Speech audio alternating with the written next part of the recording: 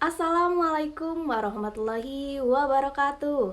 Perkenalkan, saya Siti Nur Kamila, mahasiswi Institut Agama Islam Latifah Mubarakiyah, Pondok Pesantren Suryalaya, Program Studi Pendidikan Guru Madrasah Ibtidaiyah. Kebetulan saya duduk di kelas 6B.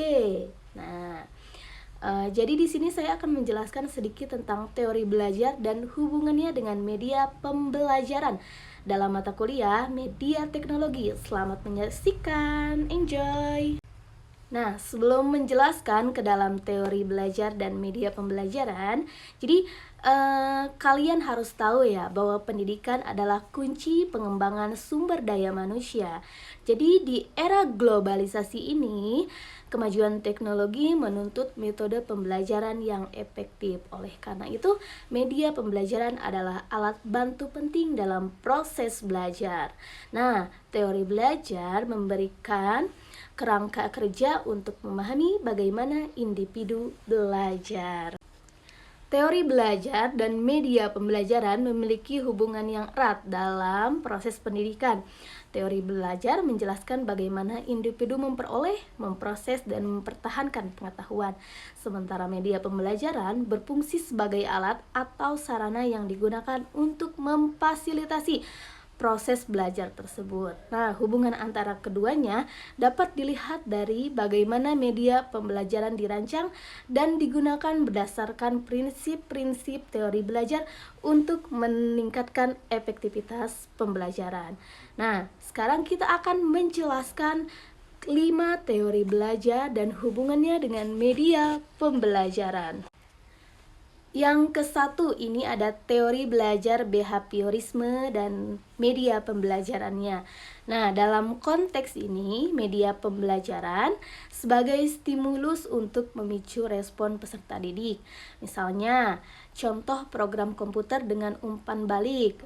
Jadi ini misalnya dalam kuisis ya, atau dalam contoh soal. Jika peserta didik dapat nilai 100, maka akan dapat penghargaan. Dari komputer itu akan ada umpan balik berupa hore gitu. Kalau jawabannya misalnya salah 2 atau di bawah KKM 60, maka itu akan ada pengulangan. Nah, yang kedua kita akan membahas teori belajar kognitivisme. Jadi, teori belajar kognitivisme ini fokus pada proses mental, seperti pemahaman dan ingatan. Nah, media pembelajaran itu membantu siswa mengorganisasi informasi dan membangun pengetahuan. Nah, contohnya diagram, bit mapping, atau simulasi interaktif. Misalnya dalam bit mapping ya, jadi siswa itu harus mencari pemahaman yang ia ketahui. Jadi dalam ingatannya ingat terus ya. Nah, yang ketiga kita akan menjelaskan teori selanjutnya. Jadi di dalam teori belajar konstruktivisme, pengetahuan dibangun secara aktif oleh individu. Nah, media pembelajarannya pasti interaktif dan kolaboratif. Contohnya, platform pembelajaran online untuk diskusi dan kerjasama proyek. Misalnya, kerjasama proyek dalam media pembelajarannya yaitu PJBL ya. Jadi, peserta didik itu akan membuat sebuah karya, misalnya dari daur ulang aqua gelas jadi tempat duduk, atau jadi tempat hiasan untuk botol minuman, dan lain sebagainya. Dan yang keempat ada teori belajar sosial dan media pembelajarannya. Nah, jadi dalam konteks ini observasi dan imitasi penting dalam pembelajaran. Jadinya media pembelajarannya berupa video demonstrasi, simulasi, dan studi kasus. Misalnya dalam simulasi jadi peserta didik mengsimulasikan bagaimana perbuatan akhlak terpuji dan akhlak tercela. Bagaimana akhlak terpuji harus dicontoh dan bagaimana akhlak tercela tidak boleh dilakukan ya. Ini tujuannya memungkinkan siswa belajar melalui pengamatan dan praktik. Nah, dan yang terakhir ada teori belajar kognitivisme dan media pembelajaran. Jadi dalam konteks ini pentingnya jaringan dan koneksi dalam pembelajaran di era digital ya. Media pembelajarannya berupa platform online, forum diskusi, dan sumber daya digital.